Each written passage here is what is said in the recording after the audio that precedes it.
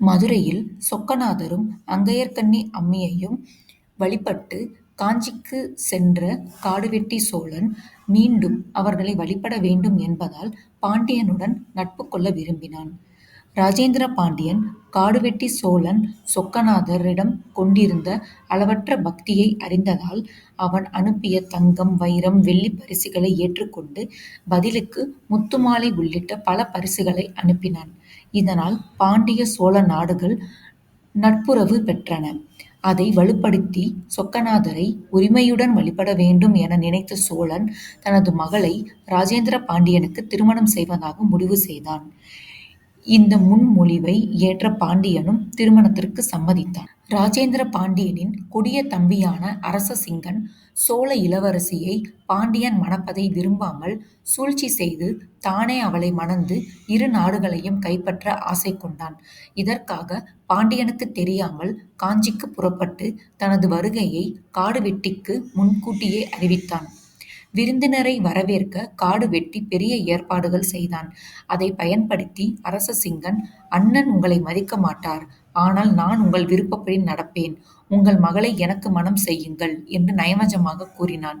இதை நம்பிய காடுவெட்டி, பாண்டியன் விரும்பி சோழ இளவரசியை மணந்தான் என்ற பெயர் நமக்கு பெருமை என நினைத்து தனது மகளை அரச சிங்கனுக்கே கொடுக்க முடிவு செய்தான். காடுவெட்டி சோழன் தனது மகளை அரச சிங்கனுக்கு மணம் செய்து இராஜேந்திர பாண்டியனுக்கு ஓலை அனுப்பி, "இனி பாண்டிய நாட்டை அரச சிங்கனுக்கே ஒப்படை. இல்லையெனில் சோழப்படை போர் தொடுக்கும். வென்ற பின் அரச சிங்கனை அரசனாக்குவேன்" என்று மிரட்டினான். சோழப்படையும் மதுரைக்கு அருகே காத்திருந்தது. இதை கேட்ட இராஜேந்திர பாண்டியன் மனம் கவலையுடன் கோவிலுக்கு சென்று சொக்கநாதரிடம், "நள்ளிரவில் உன்னை வழிபட்ட உன் பக்தனே இன்று எனக்கு எதிராக வருகிறான். இந்நேரமும் அவனுக்கு துணை நிற்பீரோ என்று வேண்டினான். வானில், "பாண்டியனே, அஞ்சாதே. உன் சிறிய படையுடன் சென்றாலும் வெற்றி உண்டாகும்" என்ற தெய்வ வாக்கு கேட்டது. இதனால் உற்சாகம் பெற்ற இராஜேந்திரன் மறுநாள் போருக்கு தயாரானான். போர் நடைபெற்ற போது இறைவன் கடும் வெப்பத்தை ஏற்படுத்தினார். இரு படையினரும் தாகம் கொண்டு களைத்தனர். அப்போது பாண்டிய படையின் நடுவே சிவனடியாரின் வேடத்தில் இறைவன் தண்ணீர் பந்தல் வைத்து அவர்களுக்கு தண்ணீர் கொடுத்தார். இறைவன் வழங்கிய நீரை குடித்த பாண்டிய படை வீரர்கள் புத்துணர்ச்சி பெற்று சோழப்படையை எளிதில் தோற்கடித்தனர்.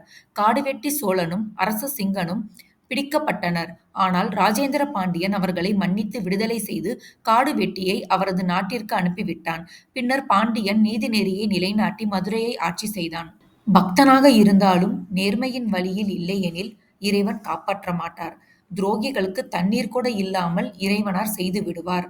இதுவே இப்படலம் சொல்லும் கருத்தாகும்.